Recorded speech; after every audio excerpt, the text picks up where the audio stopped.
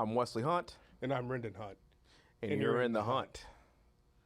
Another day, another day. Another day. It's been a pretty crazy week here in Texas. It has been. And we decided this week to talk a little bit about our beloved city of Houston. Yeah.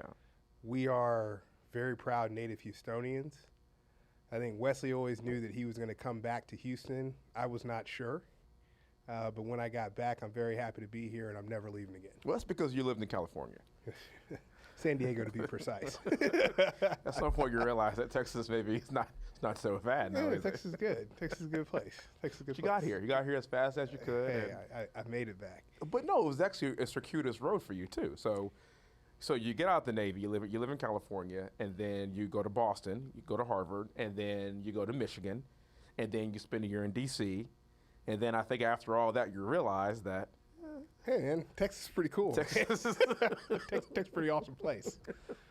But I think that with everything that's going on, one of the things that I did not anticipate when coming back to Texas is very cold weather and cold temperatures that will freeze pipes and flood people's homes and put a lot of people in a really bad place. Yeah. And this has been a very difficult week for the city of Houston. But very similar to what we saw with Hurricane Harvey, in this difficult week, we really have seen people come together. Yeah. And we've seen an increased sense of community and camaraderie, and very similar to what we saw after Hurricane Harvey. I've never been prouder to be a Houstonian. Don't we always do this too?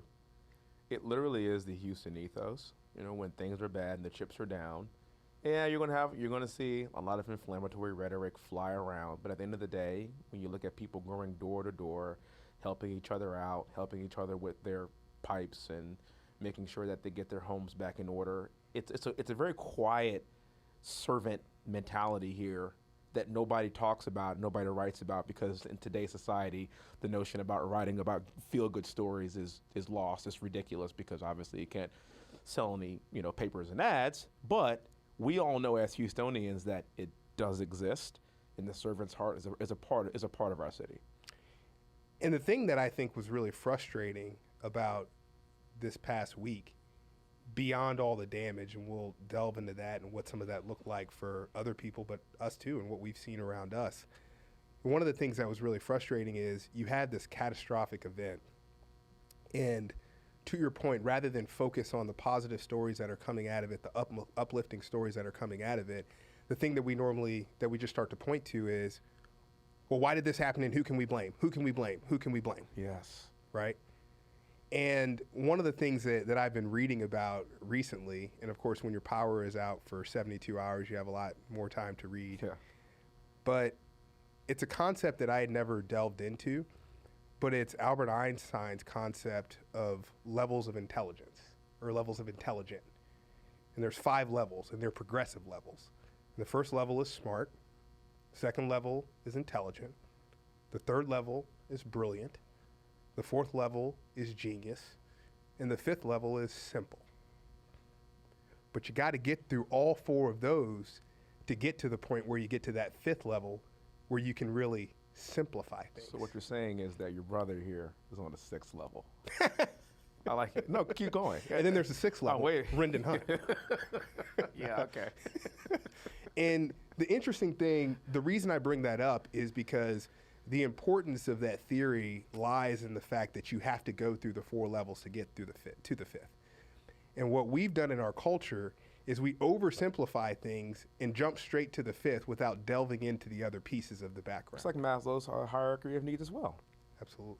Same. It's a very parallel system there. You have to start at the basics to get to what is obviously the simplest form, which I find fascinating, is that simple. Yes. It's yet, what is it? It's sometimes the obvious solution is usually Occam's razor. Occam's razor, the easiest solution, and simplicity. But it takes us a lot of times to, as we used to say in the Army, we used to have to pole vault over mouse turds, right, to get to what is just, quite frankly, a very simple answer. Yes. And I think that what we ended up doing is, as a culture, and as a social media driven culture, Yeah. we drove straight to, okay, things have happened. Who do we blame? And how can we make this one side versus the other side? Yeah. How do we go do that? And many of the things that have happened is it makes itself to this situation where it's this fight between, how does this come a fight between the fossil fuel industry and the green energy industry? How does this become a fight right now? We're against each other. It's not a fight. It's not a fight at all. And the thing that frustrates me as an alum of the solar business Yes. for Dow Chemical Company, when you look at renewables or any energy source, the key things that we're looking at for energy sources are they need to be reliable, they need to be cheap, and they need to be consistent. And abundant. Abundant. Yeah. Right? And so as we think about these renewable energy sources, okay, do I have problems with wind and solar? As I said, I worked in solar. No. As somebody who has children who are growing up, right now in this world, would I love for us to reduce carbon emissions and would I love for us to have cleaner energy opportunities? Absolutely. Yeah. If we can get it in a reliable way, absolutely. Yes. And it wasn't so long ago that we were really poo-pooing people that talked about clean coal. Whenever somebody would say clean coal, oh, how can you have clean coal? Oh, Yes. and we were really poo-pooing people who were in that space. And when you look at the carbon capture technologies Yeah. that were being used, the building of those plants, those were initiatives that Barack Obama and Rick Perry agreed on, Yes. the carbon capture types of technologies, but we poo-pooed that immediately, right? It can't, how do you have clean coal? It's not clean coal, it's how do you deal with the carbon emissions in a very reliable and proven way of generating power. But the issue is not the issue actually, as we are realizing that it's actually not about the carbon at all. It's about demonizing an industry, where I don't think we should be demonized, particularly when technology has evolved to the point to where actually we get very little to zero emissions actually from a lot of the fossil fuels that we are burning today, given where technology is right now. So let's bring them into the tent. Yes. Let's bring them into the fold. Let's make the pie bigger and still be cleaner. And not to mention, these are all business imperatives. Yeah. The reason why I say I worked for the solar business in Dow Chemical Company, just like BP and Exxon, who do you think spends all the money for the R&D in clean energy? Yeah. Where do you think the majority of that spend is coming from? They're coming from big companies because they see the business case for it. Because don't you think that if there's a new technology, whether it be solar, wind, hydro, that can fit all the buckets that we talked about, if BP can develop that technology, It's good for them. it's great for them. Yes. It's great for their bottom line. And there's a couple of other factors that have come into this over the years. There's another factor that's the safety factor that we're layering over all of this. And nuclear is a perfect example of this, right? Where nuclear, you have unbelievably high levels of reliability. You have cheap energy, Clean. clean energy. Pure. The 3 Mile Islands of this world, the Fukushimas of this world, they make us see that industry in a different light that, quite frankly, is not accurate Because we've in evolved, terms of the safety of the we've industry. evolved technologically from a safety standpoint from those times. Absolutely. I mean, after watching that Mars rover land the other day, I thought to myself, yeah, we should probably give this nuclear thing a shot. I don't know, maybe under the pretenses of 2021 technology. It sounds like a pretty good idea to me. Yeah. And to your point, we get caught in the cement of the technology of today without thinking about where the innovation of tomorrow can be. Yes. Or where it even is now. Yeah, I'm a futurist. If there's a world where we don't have to burn fossil fuels and all that stuff, great. Let's get there. One way to get there is grid scale storage. Yeah. As the technology for grid scale storage gets better, Yes. then things get interesting. And we tell ourselves, we're like, well, that's so far off, or that could be so far off. Man, I am so glad that we didn't have that mentality when we were trying to beat the Russians to space. Yeah. Yeah. I mean, think about it. Look at all of the computers and the cell phones and everything that we have. They got to space doing math on pen and paper. Yes. We've evolved since then as well. And one thing that I bring up oftentimes, and actually brought up on Rogan's podcast, and that is we have got to be careful with whenever we talk about reducing our carbon footprint, that this is a global issue. And I always bring this up because it gets lost in translation here, I think, in our polarizing times. If we don't get the top 2 carbon emitters on this agenda, you can literally have all the carbon capture technology you want, all the wind and solar you want, and it will not benefit the carbon footprint of the globe at all. And I am talking about China, and I am talking about India. And they don't adhere to our standards. And by the way, did you know that there are certain countries in Africa that are still burning dung? Let's talk about that here for 2 seconds. If this is a global issue and we aren't addressing this in a global manner, you can literally just destroy the fossil fuel industry here in the U.S. when actually we're leading the world in reducing our carbon footprint with higher production because of natural gas. But you can destroy it just based on rhetoric, based on innuendo, and just based on the idea of, well, this industry is bad. That's not smart. There's an economic balance that we have got to pay attention to in this conversation. And right now, to your point, as you articulated in the very beginning, right now we're treating this as if it's like a zero-sum game. Well, and here's the thing. It's not wind versus gas, right? No, it's wind and gas. You see all these people who have put out all this information like, well, there were just as many gas plants down as wind plants from a capacity standpoint. Okay, yeah, and that's all good and well. Guess what? It's like the movie Rocky. Remember at the end of, I better believe, talk about Ivan Drago. I believe it's right. Yeah, we can definitely delve into that. I believe it was Rocky 6 or 7. That's how bad it is when you know you're getting it up. Which one? Yeah, when Sylvester Stallone was like, "Hey, Father Time is undefeated." Yeah, it's pretty good, Wrendon. Thank you. It's a pretty good slide. Thank you. And alumni of the University of Miami, like my wife, go Canes. Okay. So you were doing good. Man. When I think Father Time is undefeated, you know who else is undefeated? Father Cold. Yes. Okay? Yeah. They all lost. Gas loss, coal loss, nuclear loss. Yes. You couldn't get stuff started up. Everybody lost. Yeah. And by the way, you hear I almost said stuff farted up because I just said gas. You're talking about a Freudian slip. Gas couldn't get stuff farted up.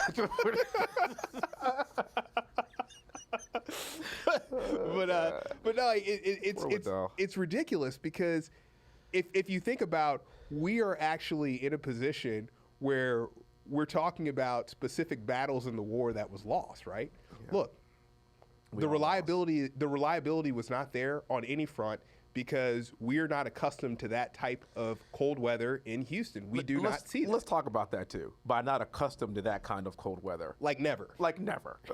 Like I was playing golf the week before, and I played golf on Saturday. So the week before and the week after. It's 70 degrees outside today. Yeah. So for people that don't really understand the concept of what happened here in Texas, the last time it was this cold, they talk about the blip that we had in 2011, but it wasn't all that bad. It really wasn't. Remember 1989? We have pictures of us making snowmen on the plates that our parents still have. Making snowmen on plates. Okay. That shows you the level of snow we're talking here. But that was huge. That was the first snow we've ever seen. Snowmen on plates. Plates, okay? For anybody who's lived in the Northeast. This snowman was not a foot tall, okay? But for us, it was kind of dirty because it was still kind of mixed in the dirt. For us, it was freaking frosty, man. We were 7 and 8 years old the last time we had snow and a consistent cold like that. And so the issue is this. Everybody right now is demonizing deregulation in Texas. Okay, look. Deregulation in Texas is really why Texas is one of the best states to live in. I think you would argue, arguably, is why you came back here. It's why people are flocking here at a very high rate. In 2022 in that election, Texas is getting 2 or maybe 3 new congressional seats. That's how many people are coming to Texas, and why? Because of freedom and liberty, and the government stays out of your business. Now, what happened this past week is a byproduct, I will admit, of some deregulation, but let's fix the problem, not destroy the system. Absolutely. And to your point, there's no free lunch. No. Okay? There's no free lunch. There's no such thing. If you want cheap power, yeah. okay? Low taxes. This is what happens with deregulation. Nobody is complaining when our power is so much cheaper than the rest of the country. And abundant. The issue comes in, of course, when you have a once-in-a-lifetime type of event. Okay, these are things where there is an opportunity to step in. If you look at what these companies, what the electric companies were incentivized, the power companies were incentivized to do, they've never been incentivized to run at that level in the cold. Because it's never cold. Yeah, because it's not that cold. So, I mean, so follow the money as you always do, but they have not been incentivized to run at that level when it's in the cold. Okay, if we need to do more contingency planning within our system. Let's do that. Let's do more contingency planning within our system. I agree more with you, Wrendon. Right? And once again, I'm not saying this as somebody, I sat on a cold floor with my 2 kids too. So, as did I, Wrendon. Okay? I'm not saying this as somebody who didn't experience this myself. I'm saying that there are definitely, we've learned that there are now guide rails that we can put in. Yes. And guide rails that can help us and protect us for the future. Yes. And there are ways in which we can improve. But I think we should be focused on improvement and not focused on blowing up a system. Blowing up a system that's actually been pretty successful for us here in Texas. Yep. And even, to that point too, about our parents in the first floor in our house that we grew up in. Yeah. That we spent our formative years growing up in, the first floor is destroyed from this. So it's not like we didn't feel this. It's not like we don't understand it. We get it quite well. The issue is that I learned this from you. Just because you have a hammer doesn't make every problem a nail. That we've got to be careful with how we adjust our government accordingly. Now, does the government have a responsibility to keep her citizens safe? It's actually the number one role of the government, of the federal government, and of the statewide government, is to keep us safe. And there's an issue clearly, as we saw over the course of this past week, that this is actually a safety issue, and it must be addressed. But it needs to be addressed in a measured way. This pendulum shifts back and forth slowly, but you don't throw the pendulum to the other side and throw it back to the right. Systems here are actually pretty good. People like living in Texas. People enjoy coming to Texas. And there's reasons why we got there. I would recommend that we keep those measures in place, but improve where we see these problems. Build upon the structure. Yeah. And I think if I could make the analogy, it's very similar to a wardrobe. Okay.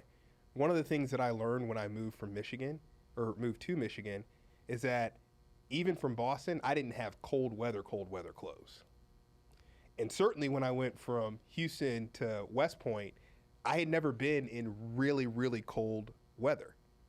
I will never forget, plebe year, get out to West Point. It's the first winter out there.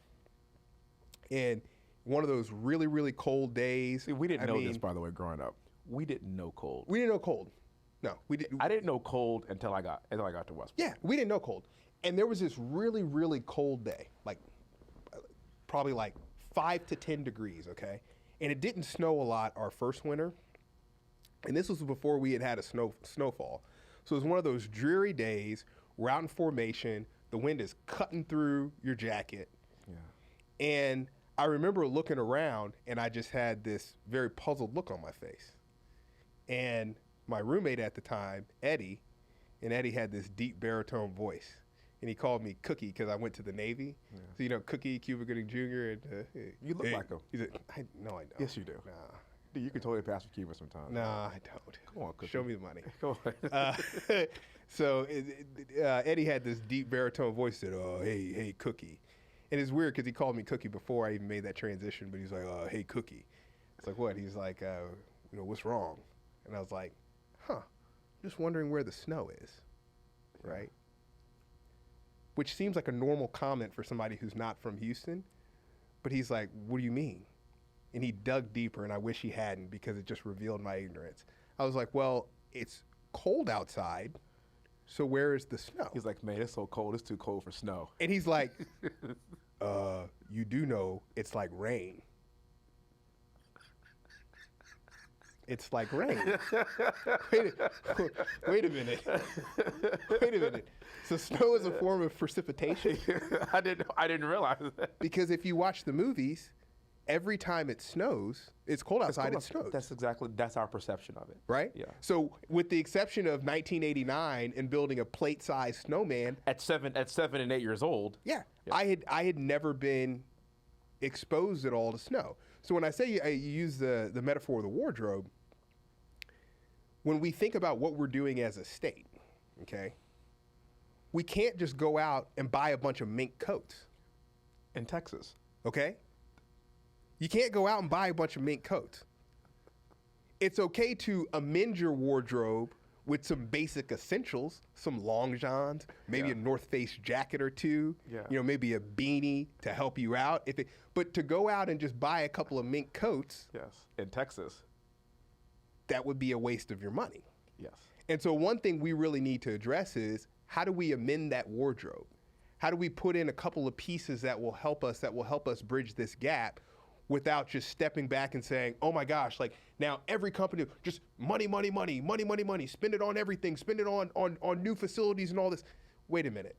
There are ways that we can take the facilities that we have and we can make them more appropriate for inclement weather if it happens. Now, another thing to address too is, we saw it with Harvey and we see it now. Some crazy stuff is happening in weather patterns. So we need to be prepared for if crazier stuff happens in weather patterns for sure, right?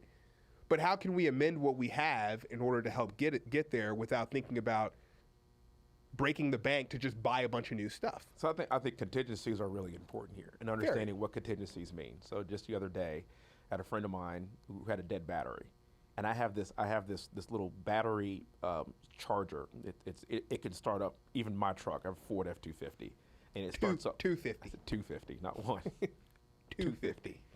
And it starts it up. A battery died, started it up just fine. And this thing is about this big, okay, and it's just awesome. And I had it in my car, and why? Just in case somebody's battery dies. If it's mine, a friend. Emily, somebody, it's always there, it's charged up, it's available. Now, do you see me driving around everywhere with 5 batteries in the back of my car? Well, no. Why? Because in the lifespan of my truck, personally, I've only used this thing once personally. I've used it for other people multiple times, but again, it's a contingency that we can have to prepare for, in the event that something unlikely happens. Yeah. Okay. I feel like that's the approach that not only we should be taking in life, we should also take toward our energy system, particularly here in Texas.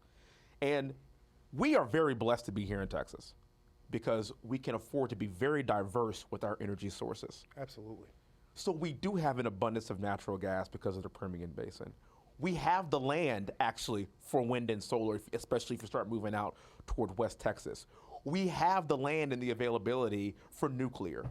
We can do it all in this state. Yes. It's not too hot. It's not too cold. We have the natural resources. We have the land availability. We have it all. Yeah. And so the notion of completely transforming everything, I don't particularly like that. But how can we take a hands-on deck approach to maximize all of our energy opportunities here in Texas? And nobody else in the country can do that. Well, Wesley, especially because it's not possible. Yeah. Like transforming everything, once again, it would be different if it were possible.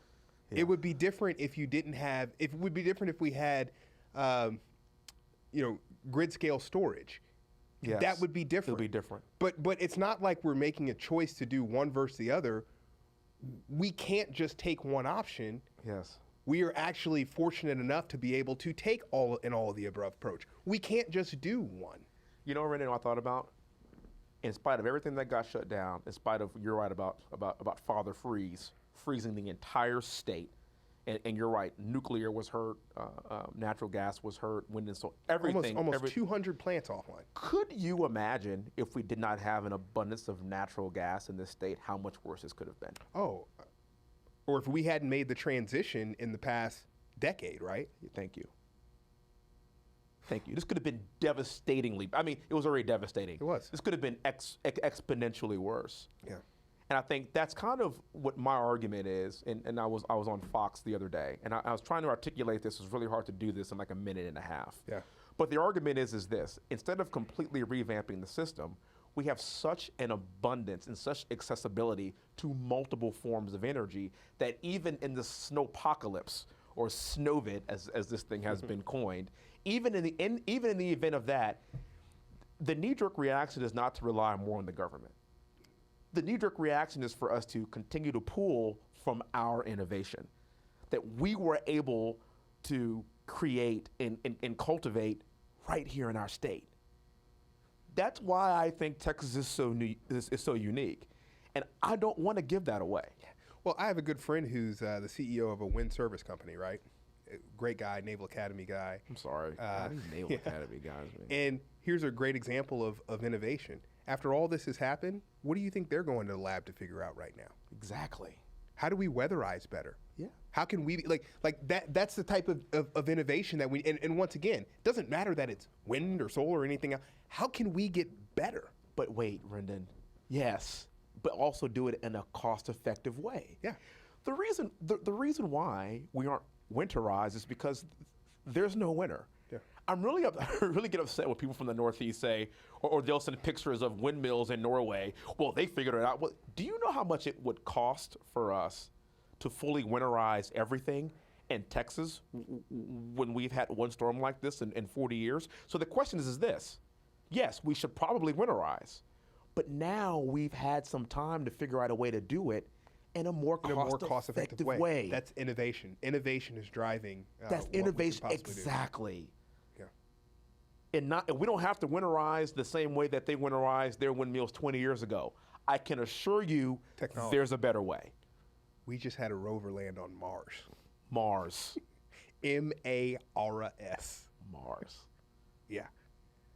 So one thing, and I tell you, what will always be seared in my mind about this past week, I have a story to tell about my neighbor, Gerald. Yeah. Okay. And as a man whose faith is important to me, I am consistently frustrated in life when people use faith as a crux when they're not treating people the right way. And that kind of goes to those 5 hierarchies with Einstein, the top being simplicity or simple. I think at the crux of me personally being a Christian is treat people the right way, right? I mean, like that isn't that everything distilled down? My neighbor Gerald, this guy was walking door to door in my neighborhood, fixing people's stuff. Pipe burst. This is all hours of the day, all hours of the night. Door to door, fixing people's stuff, going around. My next door neighbor Mike is a handyman, so he was out on jobs all over the place. But Gerald, who that is not even his job, was just fixing people's stuff. I had my backflow line for my sprinkler system burst, right? Gerald comes over, shuts off the water, fixes it. I had a line to my heater, my hot water heater that got frozen. And luckily, I was walking around at 3 o'clock in the morning because that's when you do when you have no power and you're trying to make sure that nothing bad happens. I kind of have that PTSD from dealing with that stuff in Harvey when I had the leaking. I see some drips that are coming from my smoke detector. Go up in my attic, the pan for my hot water heater is overflowing. I'm like, uh-oh. Shut off everything, shut off the gas to it. Fortunately, because my next door neighbor is a handyman, got 2 new hot water heaters installed the next day. And he's telling me, he's like, man, that could have blown up in your attic, man. Like the things that could have happened. But once again, Mike, Gerald, these guys are just going around helping people for the sake of helping people. And that is a type of just selflessness and humanity. when I told Gerald, I said, hey, man, like, what can I pay you for just, like, coming and helping me? You know what he said to me? He acted like it was a code, man. He said, oh, no, man, neighbor. Yeah. Like, that was the cheat code. That like, was up, your down, discount. up, down, back. Like, I was going to think it was your discount code to get your coupon online. But yeah, neighbor. As neighbor. Yeah. Like, the idea of what it means truly to be neighborly. We had a email chain that was kind of growing up, that was kind of going around in my little community. And Dr. Chris Brand lives right behind me. And he was walking around with his kids, turning off everyone's water whenever you saw a sprinkler leak. Just took it upon himself to do that. Nobody asked him to do it. Nobody said anything. There was some emails going out, we're saying, hey, you're having a water issue here. The next thing you know, the water stopped. Just did it because it was simply the right thing to do. And so what I like about these people that we are using and what we're talking about as examples is I feel like this is the right thing to do. Because instead of tweeting nasty stuff, instead of going online and just all the vitriol and sending around all the hate, for every person that's sitting around putting out hate, that's time spent not checking on your neighbor. If you're one of those people that literally sits online and retweets and just goes after all the bad things and all the negative things in the world all day and cultivates this nastiness, instead of trying to figure out ways to move forward together to help your fellow neighbor, think about how much time you've wasted.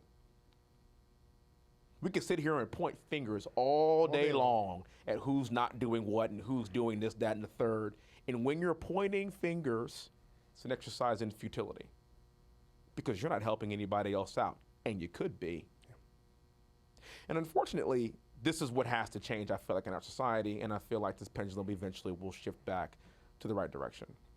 But unfortunately, it's kind of what everyone does now. It is. We just pile on. Yeah. And social media makes it really easy because everybody gets to hide behind a picture. It's these avatars of ourselves, right? Yes. I love that. Not even yourself now. It's an avatar of yourself. Yeah. So you get to hide behind that, and nobody gets to call you out on it, and nobody gets to actually sit down and have a conversation. It's always these drive-bys. Yeah. Constantly. And when you're sitting at your computer drive-buying or sitting on your phone drive-buying people, what are you not doing? Building people up. Uplifting people. Yeah. Making the situation better, making this country better. And I'll tell you, I think that especially in situations, whenever we have catastrophic events that hit us, there's a real opportunity for us to galvanize, for us to come together and really be better. Yeah. There's an opportunity that's in that. And in all of these situations, I never want that to be lost. And I think it's kind of interesting because Hurricane Harvey and snowpocalypse, we'll call it, very different because with Hurricane Harvey, it was almost as if there's nothing anybody can do. So there was no finger to point. Yeah. And even Hurricane Harvey versus snowpocalypse, think about how much closer people were after Hurricane, because it's like we're all in this together and there's no fingers to point. But now, the thing that's kind of interesting about snowpocalypse is it's a different situation. You still see the positive stories, you still see people coming together, but there's finger pointing now. A lot of finger pointing. There's finger pointing. And I do think that part of that is just rooted in our culture and society right now. I do think that like part of it has changed a little bit over time. Yeah. And part of it is because of the nature of the disaster, definitely. Yes. And because I think, certainly there could have been prevented. Part of it's the nature of the disaster. But just more broadly, the idea of really just coming together when things go wrong and hunkering down, I think that's an extremely American ideal. Yeah. And the more that we get away from that, I think it will be troubling for our future. And I think we're sending a really bad example when we do that to the next generation. Great point. Great point you're bringing up. And this is kind of what we were talking about earlier, in the successes that we have seen in Texas. I think Texas is the sixth largest economy in the world by itself. And again, there's a lot of good things that's happened over the course of the past 10, 20 years that I think has brought Texas to a really good place. But we ain't perfect. No. But we've also done a lot of really good things. I see people come out and they say, they want to blame, this is a statewide level, this is Abbott's fault because he's been here for 10 years and we've seen investigations and we should have done X, Y, and Z. Do you see the growth of Texas in the last decade? It's remarkable. Yes, let's address this issue. Yeah, you're absolutely right. This is a problem, and I could guarantee you that Governor Abbott is all over this. Let's get to the bottom of it. Let's get to the bottom of it. Yeah, I mean, before we start pointing, before we start pointing, issue. Yeah, yes. Before we start pointing fingers, and I mean, let's get to the bottom of. Let's get our facts together. Yes. And that's something that, once again, you know this about me. I don't care what side of the aisle. Let's get our facts together.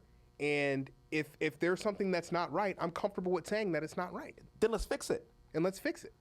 And once again, even when we find out if things are not right, that's not the blame game.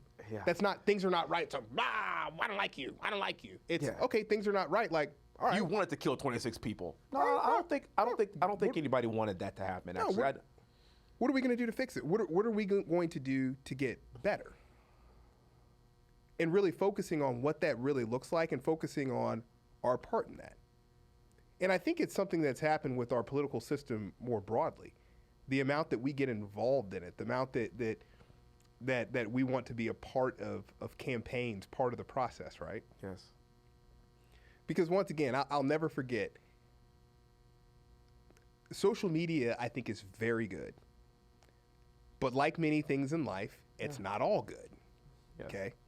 I think the level of connectivity and the way that it can be used as a positive tool is absolutely incredible. Yeah. Okay? Especially because we didn't have it growing up. No. So the idea of posting pictures of your children and then your entire immediate family and people living all over the world can say, oh my gosh, look at your kids, they're growing up. Wow, that's crazy. Like 20 years ago when we were in high school, that wasn't the case. That's the good piece of it. The bad piece of it is these avatars, these trolls that emerge from this. And when you talk about political engagement and getting out there and doing things, it's disconnected us as a society, right? I was part of a movement because I signed a petition on Facebook. That's not being a part of a movement. It's a part. It's a small part. Yes, it's a part. Yes.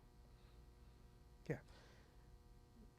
One thing that we saw you talk about, making it expedient and being a part of a movement, and that is, when the Black Lives Matters protest happened this past summer, and I noticed a lot of people that would change their profile picture to just black.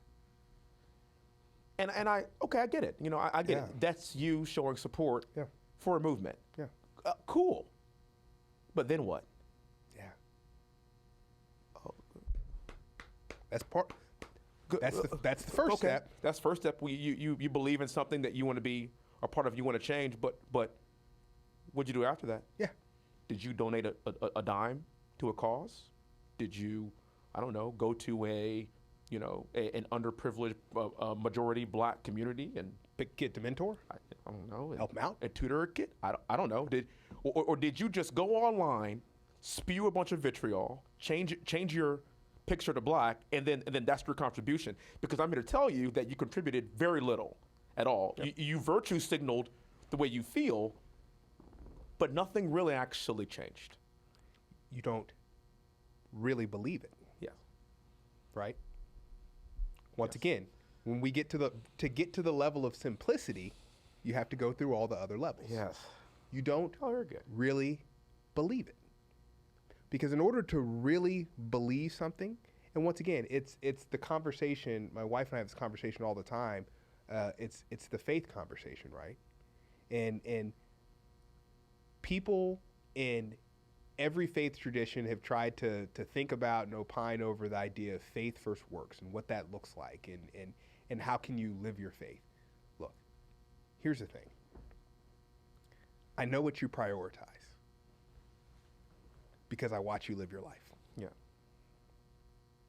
So that's the long and short. And a lot of people are not comfortable with taking accountability for what that means in their own lives. And like you said, none of us are perfect, but the way that you live your life and the way that you prioritize your time shows everything about who you are.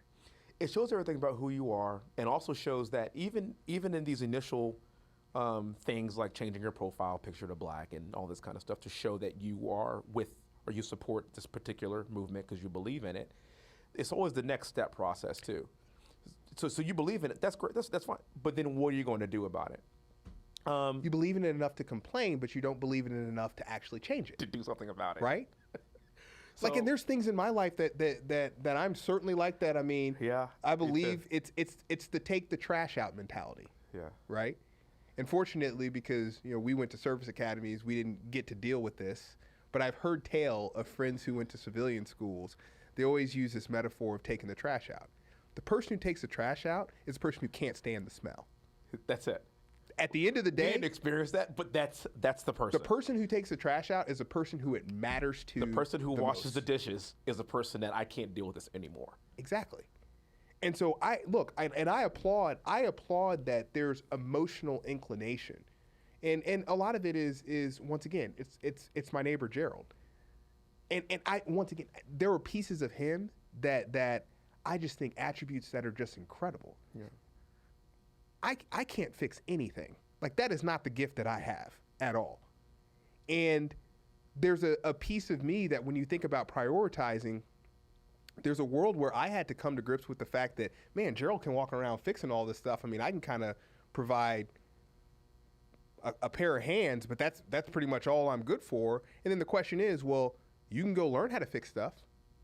And you can go around and help people in this way, and that could be the benefit that you have or what you provide.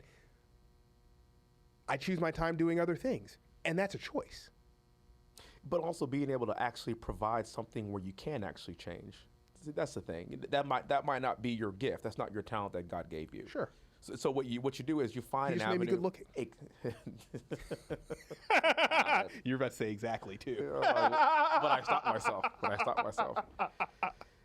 This past week, I just watched Naomi Osaka. Yeah. Oh man. I mean, she has potential to be one of the greatest women's tennis players of all time. Absolutely. Okay? I mean, she literally is in the midst of retiring Serena Williams, and I mean, she is impressive. She's and bad, man. And she's great. awesome. She's great to watch. She's wonderful. And this past summer, she was in a final, and she dropped out of the final in order to protest for some of the racial tension and racial issues that we had in the country as we saw this past summer. And I thought to myself, okay, that's bold, because she probably would have won the tournament. And I was like, that's a pretty big play. The next question is, so what came out of it? It made some headlines, which is what her intent was, and I do believe that. But I thought to myself, what would have been so much better? And I came to a conclusion of this, and this, I'm not speaking for Naomi Osaka, it's just something that kind of brought to my mind of what could have really made a difference? Because I don't think that really made a difference, because we've already forgotten about it. What I thought, Wrendon, was, what if she would have played in that final, and she would have won the final, and then she would have taken that trophy and then donated it to a cause, and then taken the earnings from that win and then donated it to a cause that actually impacts social injustice. But wait, then challenges the Women's Tennis Association to match that gift. And then challenges NBC or CBS or whatever the news to match that gift. And then challenges America to match that gift. And then you have a war chest of resources to actually really address the issue and not just make a headline. You know what I think is wonderful about what you just said is people who want to poke a hole in you or us will take that and they'll say, "Oh, you're criticizing what Naomi Osaka did." I'm not criticizing. That's what they'll do. And that's not. But what's hilarious about that is it's like, no, there's actually an opportunity to think about this on a broader scale. And once again, the thing, she did what she felt was right in that moment. And that's her choice. And I applaud her because she stood up. She took a stand for something. She took a stand, and I think that's incredible. And she would have won that tournament. Yeah, I think that's incredible.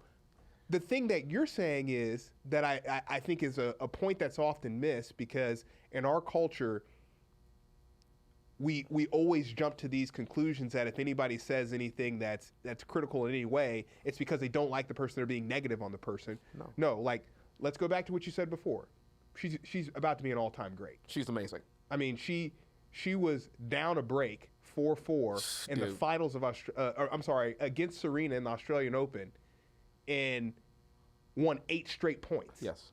To win the match. She is the real deal. Yes. You've said that. You've said the amount of respect for her, the amount of respect that she stood for something. Yeah. The question is, man, let's start thinking about opportunities to make bigger change. That's it. The only thing I would amend that you said is what she did didn't matter. I think it mattered. Okay, I get your point. We're having that conversation because I think it mattered. The fact that we're talking about it right now means that it mattered, and that was an overstatement. Yeah, I think it mattered, right? Yeah. And we're having that conversation now. The question is not how can I get one fry? Yes. How can I get a bag of fries? And I'm talking about the McDonald's fries, but wait. You know how they give you the fries, but they put a few more on the bottom? Oh, come on now. If you know the people that work there, it's like, hey man, can I get a large fry? But yeah. Put a you want fries, and there's a treat on the bottom. I'm talking about those kinds of fries. Bonus fries. How do we do that? How do we get more, man? And then on top of that, part of it is contentment, Wesley. We can't get too content in what we have in our status quo. Yeah. But what were you saying? Yeah, and this is also bringing people into the tent. You see, when you do that, people can buy into it. You're not turning off really anybody. People see that you believe in something, you want to raise awareness for a cause, but not only that, you're willing to put time and resources behind it. It's not just a flash in the pan virtue signal and then a few months later it fizzles out. You're really bought in. Yes. And you're really trying to institute change for the future. Yes. And that goes back to a word that we talked about before, this word of innovation. And this all comes full circle in many ways, because when you think about, we think about things in terms of a box, right? As a society, it's like the box of like, the only way that I can affect change is do this. That sounds a whole lot like, the only way I can generate power is by using gas, wind, solar. Or, not ands, ors. Like, let's think outside the box, guys. We just landed on Mars. Yeah. We just landed a rover on Mars. God, I think Dave Chappelle so much, I can't say it. Yeah. We landed a rover on Mars, and we still are crippled in our ability to think about what the future could hold. Yes. Because we're still in this box. It's like, look, the only thing I can do is not do this, or the only thing I can do is have this energy source, or like the only way that I can think about coal as well as dirty before, so it has to be dirty now. Like, wait a minute, guys. One of the biggest things that I see, Demolition Man, Wesley. Yeah. I'm still waiting for these flying cars, man. Yeah.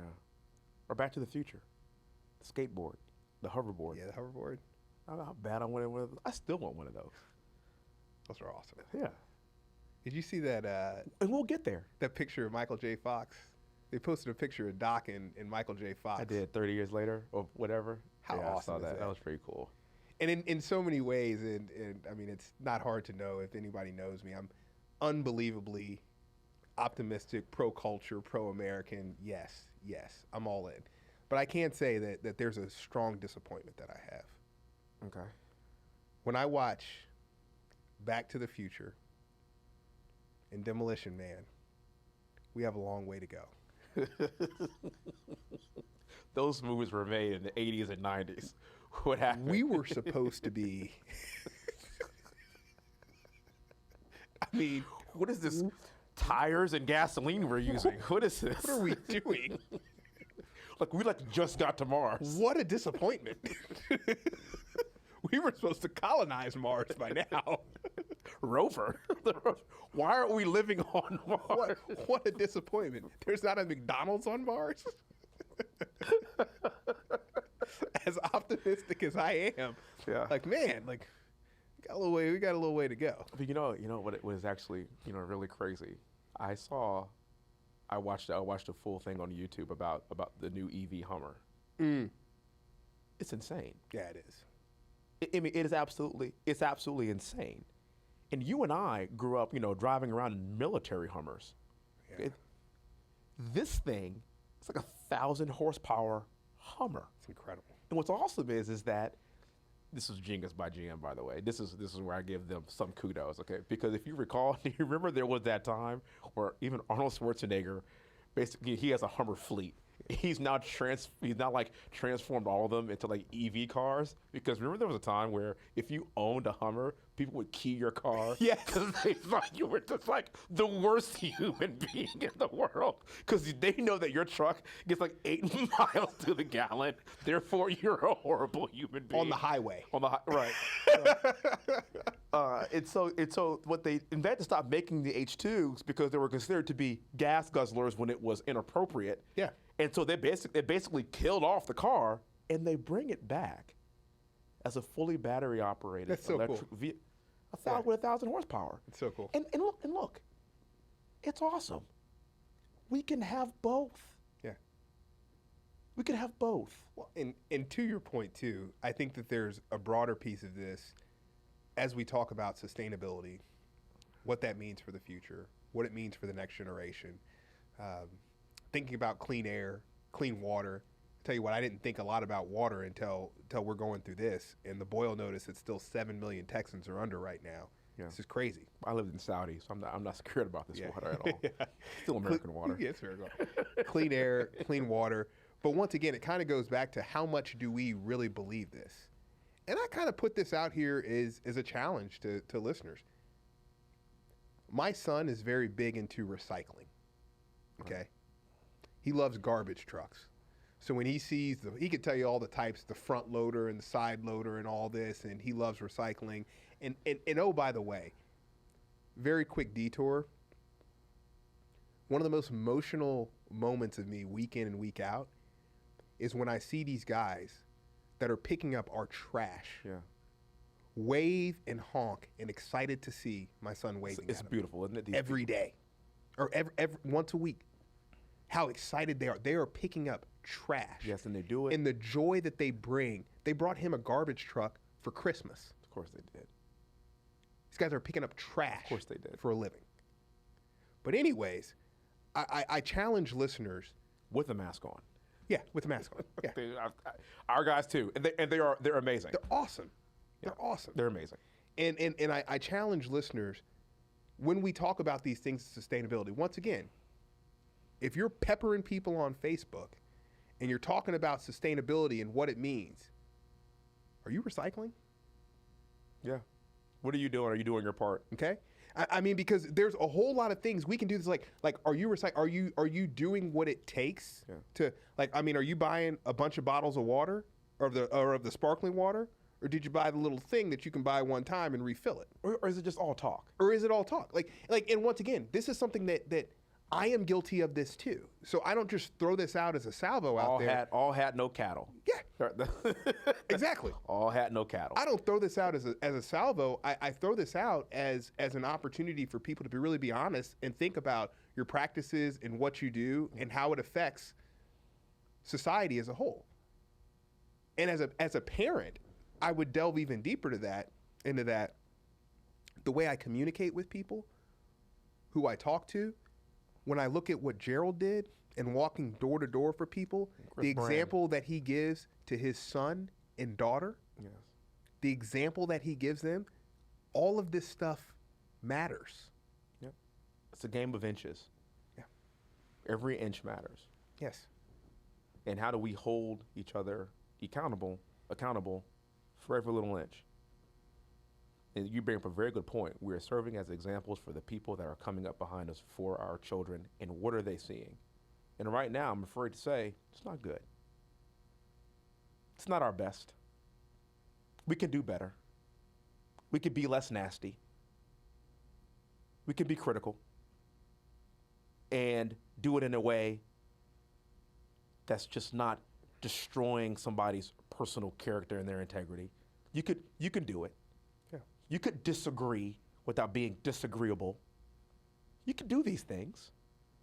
And the example that we are setting moving forward we have got to do better. Yes. Here's the good thing about Houston, Texas that I've seen in this past week, though. In spite of all of that, I've seen far more good than bad. Yeah. I think you and I come from that place of again, the negative, the bad, usually it's about 1%. But yet we spend 99% All our focus on that 1% instead of spending our time focusing on all the good. Yeah. Yeah. And I think if we can all be that example for our kids, then we'll all be better off. Couldn't agree more. But we're not perfect, by the way. No. I'm not perfect. You're not perfect. The Lord knows. No. There have been times where I have been a part of the problem. I admit that. Absolutely. Absolutely. I put I am not perfect. No. I'm right with you. But the issue is recognizing those things, having an accountability partner to call you out on it, and then making it better. Yeah. Because we're not. So with that said, again, awesome. If you like more of what you hear of In the Hunt, please go on social media, like us, follow us, and we'll be back next week with more.